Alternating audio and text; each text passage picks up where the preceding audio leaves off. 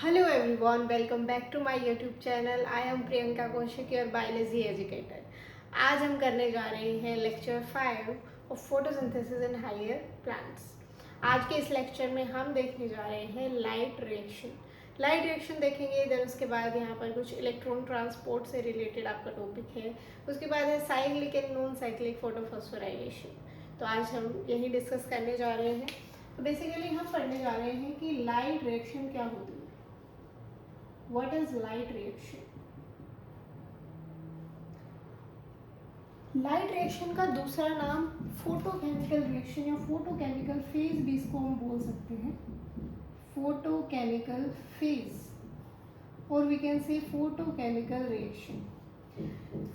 अब इस photochemical phase में कुछ स्टेप्स इन्वॉल्व होते हैं. वी कैन से कि इसमें लाइट का एब्जॉर्प्शन होता है. Light absorption,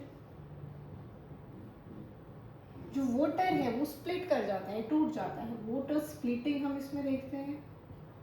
water splitting, oxygen का रिलीज होना और कुछ हाई एनर्जी केमिकल इंटरमीडिएट्स का बनना.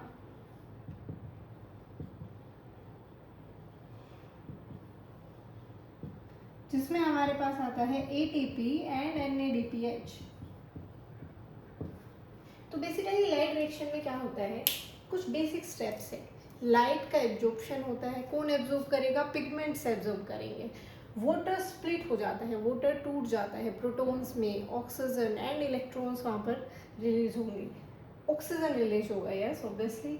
और हाई एनर्जी कुछ केमिकल इंटरमीडिएट्स बनते हैं. हमें पता है कि energy currency of cell is ATP, तो ATP बनेगा यहाँ पर. NADPH बनेगा. पहले भी मैंने आपसे डिस्कस करा था कि लाइट रिएक्शन में ATP और NADPH की फॉर्मेशन होती है और फिर इनका यूज़ किया जाता है डार्क रिएक्शन में कार्बोहाइड्रेट्स बनाने के लिए. तो यहाँ पर है ATP और NADPH की फॉर्मेशन. अब बात आती है कि इसमें ये सब जो प्रोसेस हो रहा है इसमें कुछ कॉम्प्लेक्सेस का रोल होता है. जैसे उस कॉम्प्लेक्स का नाम है बेटा लाइट हार्वेस्टिंग कॉम्प्लेक्स, जिसको हम LHC भी कहते हैं. LHC, light harvesting complex. इस लाइट हार्वेस्टिंग कॉम्प्लेक्स में क्या होता है, काफ़ी सारे पिगमेंट्स होते हैं. Hundreds of pigments. अब ये जो पिगमेंट्स है कुछ प्रोटीन्स से बाउंड होते हैं, बाउंड टू प्रोटीन्स. अभी मैं आपको एक डायग्राम की हेल्प से बताऊंगी कि ये लाइट हार्वेस्टिंग कॉम्प्लेक्स कैसे काम करता है. तो काफ़ी सारे पिगमेंट्स हैं जो प्रोटीन से बाउंड करते हैं.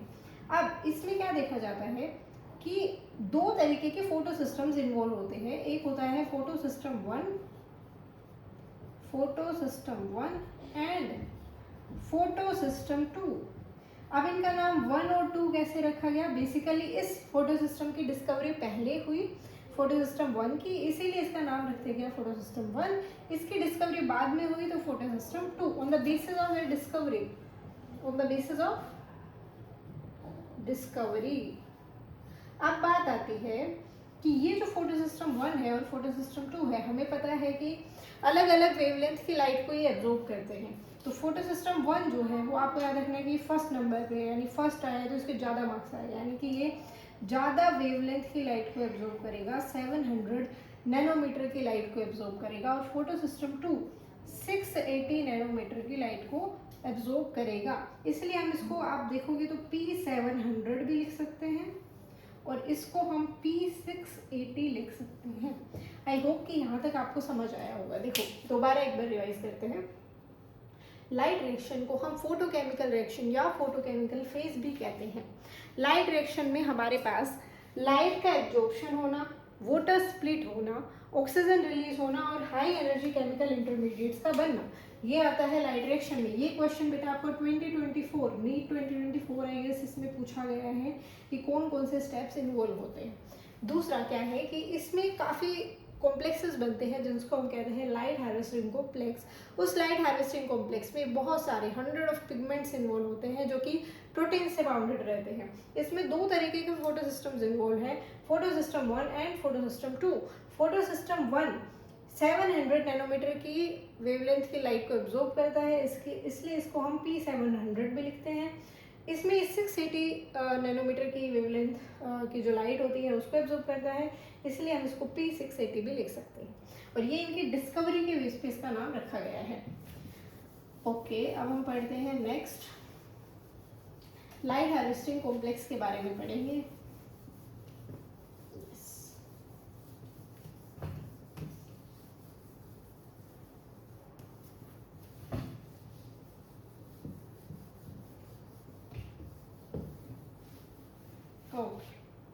अब हम पढ़ने वाले हैं कि लाइट हार्वेस्टिंग कॉम्प्लेक्स क्या है। बेसिकली मान लो कि यहाँ पर बहुत सारे ऐसे पिगमेंट्स प्रेजेंट, ठीक है, ये ऐसे बहुत सारे पिगमेंट्स प्रेजेंट, यहाँ से आ रही है लाइट एनर्जी, यानी कि in the form of photons, in the form of photons light यहाँ पर आ रही है।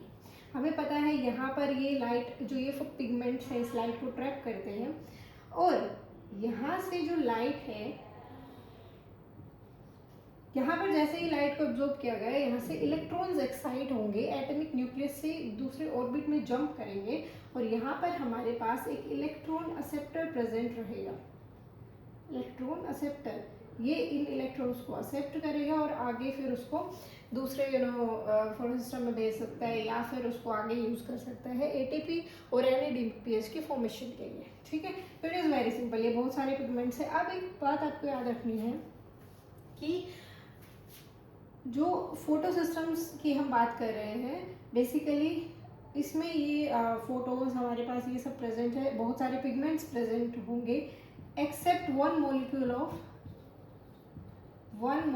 ऑफ क्लोरोफिल ए, ठीक है। फोटो सिस्टम 1 की हम बात कर रहे हैं, उसमें एक मॉलिक्यूल क्लोरोफिल ए का एक मॉलिक्यूल की बजाय और बाकी सारे जो मॉलिक्यूल प्रेजेंट रहेंगे, यहाँ पर एक क्लोरोफिल ए मॉलिक्यूल रहता है, ठीक है, और ये एज अ रिएक्शन सेंटर यहाँ पर काम करेगा, एज अ रिएक्शन सेंटर काम करेगा, ठीक है।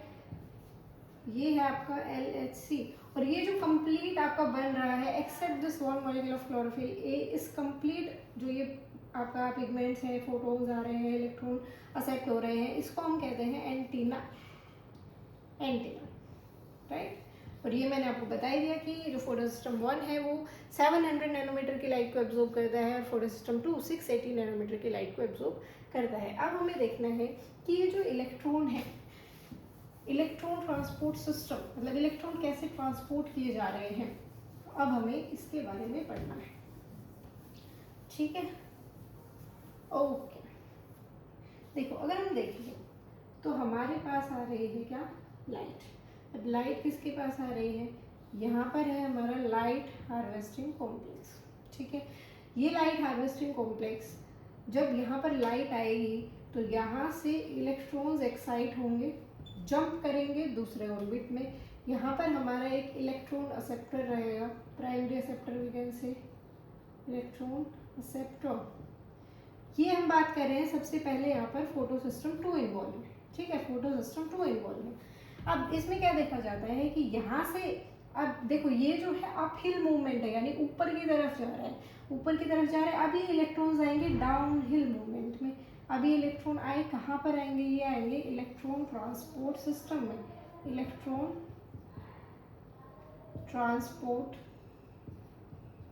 सिस्टम।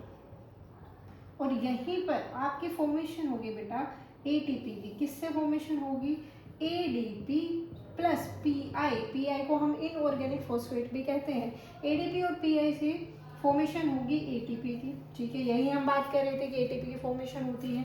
अब यहाँ से जो इलेक्ट्रॉन्स हैं वो आएंगे आपके light harvesting complex of photo system 1, photo system 1। वापस यहाँ से इलेक्ट्रॉन्स जो है जंप करके जाएंगे एक इलेक्ट्रॉन एक्सेप्टर की तरफ, ठीक है। और फिर यहाँ से जो इलेक्ट्रॉन है ये वापस एक हाई एनर्जी इंटरमीडिएट जो है, बेसिकली ये दे दिया जाता है आपको, मतलब बेसिकली ये रिड्यूस हो जाएगा। कौन रिड्यूस हो जाएगा, NADP। किस में रिड्यूस हो जाएगा, NADPH बन जाएगा यहाँ पर, ठीक है, NADPH बन जाएगा। यहाँ पर आपका NADP रिडक्टेज एंजाइम प्रेजेंट रहता है, NADP रिडक्टेज एंजाइम। ओके, देखो दोबारा से करते हैं। इसमें क्या हो रहा है बेसिकली, इसमें क्या किया जा रहा है इलेक्ट्रॉन ट्रांसपोर्ट में, कैसे इलेक्ट्रॉन ट्रांसपोर्ट हो रहे हैं। हमारे पास देखो लाइट आई, ठीक है, फोटो सिस्टम 2 पहले इन्वॉल्व होगा यहाँ पर, यानी फोटो सिस्टम 2 है, यानी कि 680 नैनोमीटर की जो है लाइट एब्जॉर्ब होने वाली है, ठीक है। अब यहाँ पर लाइट हार्वेस्टिंग कॉम्प्लेक्स जो है प्रेजेंट है। जैसे ही लाइट पड़ेगी electron will get excite, electron receptor के पास इलेक्ट्रॉन्स जाएंगे, इलेक्ट्रॉन्स जो है वो वापस आएंगे, ठीक है। यहाँ पर आप फोटो सिस्टम 1 कर लीजिए बेटा, पहले 700 नैनोमीटर की लाइट आएगी और फिर 680 नैनोमीटर की लाइट आएगी, ठीक है। तो यहाँ पर क्या है, यस LHC, और यहाँ पर जो है इलेक्ट्रॉन एक्साइड होंगे, इलेक्ट्रॉन ट्रांसपोर्ट सिस्टम की तरफ आएंगे, यहाँ पर ATP की फॉर्मेशन होगी, ठीक है। ATP की फॉर्मेशन होने के बाद वापस जो है ये इलेक्ट्रॉन ट्रांसपोर्ट सिस्टम की तरफ आ रहे हैं, इलेक्ट्रॉन्स डाउन मूवमेंट करेंगे, फोटो सिस्टम 2 की तरफ जाएंगे एंड देन इलेक्ट्रॉन एक्सेप्टर्स को एक्सेप्ट करेगा, और ये जो इलेक्ट्रॉन्स है ये जाएंगे NADP की तरफ और वो रिड्यूस हो जाएगा और NADPH की फॉर्मेशन हो जाएगी। अब क्या बात है कि इलेक्ट्रॉन ट्रांसपोर्ट सिस्टम जो है इसमें प्रेजेंट होते हैं बहुत सारे साइटोक्रोम्स। अब ये जो साइटोक्रोम्स है इसमें हीम प्रोटीन्स प्रेजेंट होते हैं, आयरन प्रेजेंट होता है। बेसिकली इसका रेडॉक्स पोटेंशियल, रेडॉक्स पोटेंशियल रहता है, मतलब रिडक्शन और ऑक्सीडेशन होता है। तो हम रेडॉक्स पोटेंशियल चेक कर सकते हैं। रेडॉक्स पोटेंशियल चेक करने के बेस पे जब हम करते हैं ये रेडॉक्स पोटेंशियल स्केल पे इसको देखते हैं तो आपको दिख रहा होगा कि ये जेड शेप हमारे पास बन रही है, जेड शेप बन रही है, इसीलिए हम इसको जेड स्कीन भी कहते हैं, जेड स्कीन। और इसी को बेटा हम कहते हैं non cyclic phosphorylation, non cyclic phosphorylation, ठीक है। नॉन साइक्लिक क्यों कह रहे हैं, क्योंकि इसमें से साइकिल नहीं बन रही। फॉस्फोराइलेशन क्यों कह रहे हैं, क्योंकि फॉस्फेट जो है फॉस्फेट रिलेटेड प्रोडक्ट बन रहे हैं, जैसे कि ATP एडेनोसिन ट्राइफॉस्फेट, और इसी में भी सेम फॉस्फेट रिलेटेड कंपाउंड्स यहाँ पर देखने को मिल रहे हैं, ठीक है। अब एक चीज़ और है कि जो ये है water system 1, it is involve in water splitting. तो यहाँ पर वाटर की स्प्लिटिंग भी देखी जाती है, क्योंकि रेगुलरली जो इलेक्ट्रॉन है फोटो सिस्टम 2 को देने के लिए वो फोटो सिस्टम 1 ही इसको प्रोवाइड करा रहा है कहीं ना कहीं। तो यहाँ पर वाटर भी स्प्लिट होता है, यानी कि हम लिख सकते हैं कि H2O, मैं थोड़ा सा आपको साइड में लिख देती हूँ, यस बेसिकली यहीं पे लिखना है, मैं आपको इधर मेंशन करके बता देती हूँ। वाटर जो है वो स्प्लिट होगा आपका, यस 2 हाइड्रोजन यानी कि प्रोटॉन रिलीज होगा यहाँ पर, ठीक है। उसके बाद 2 इलेक्ट्रॉन आपके रिलीज होंगे और ऑक्सीजन। एक इक्वेशन तो आपके NCERT में ये बताई गई है। वहीं जब आप इससे नेक्स्ट वाटर स्प्लिटिंग का पैराग्राफ पढ़ेंगे तो वाटर स्प्लिटिंग में वही है बेटा, इसके 2 मॉलिक्यूल ले लिए गए हैं। वाटर स्प्लिटिंग कैसे हो रहा है, आपने इधर 2 मॉलिक्यूल ले लिए तो यहाँ पर ओब्वियसली प्रोटॉन कितने हो जाएंगे, 2 2 4, 4H पॉजिटिव प्लस इलेक्ट्रॉन भी कितने हो जाएंगे 4, और ऑक्सीजन कितना हो जाएगा बेटा 2, ठीक है।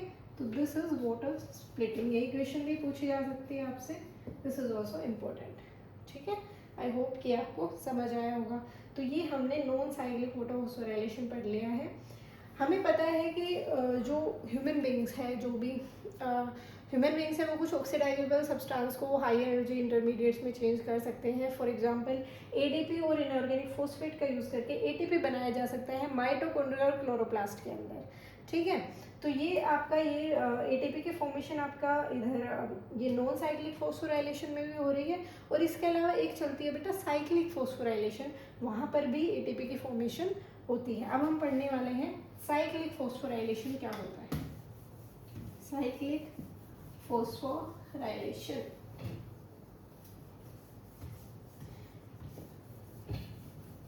कुछ बच्चों के लिए कंफ्यूजिंग हो सकता है बट इट इज इजी। आप दोबारा लेक्चर को देखिएगा, आई होप कि आपको एक बार में क्लियर हो जाएगा, बट जिस बच्चे को क्लियर नहीं होता है वो बार फिर से लेक्चर को देखिए, आपको समझ में आ जाएगा, ठीक है।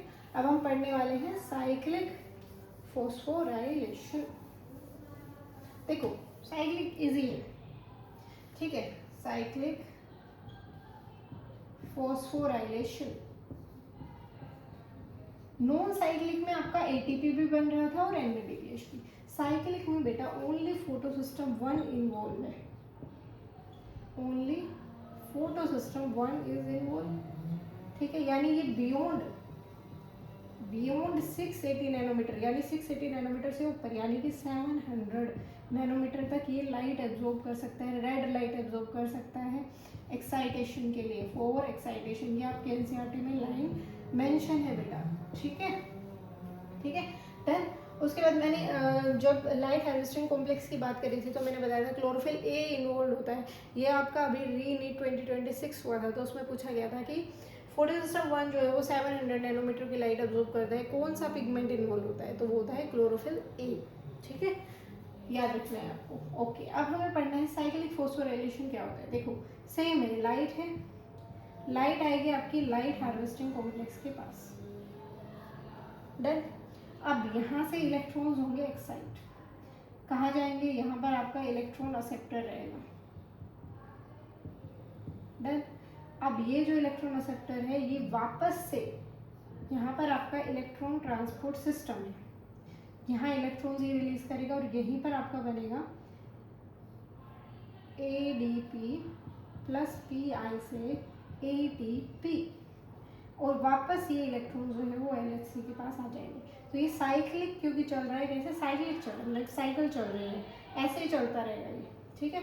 और इसमें आपको याद रखना है ओनली ATP बन रहा है, NADPH नहीं बनेगा। क्यों नहीं बनेगा, क्योंकि ये जो साइक्लिक फॉस्फोराइलेशन है ये कहाँ पर हो रहा है, इन स्ट्रोमल लेमेले, स्ट्रोमल लेमेले।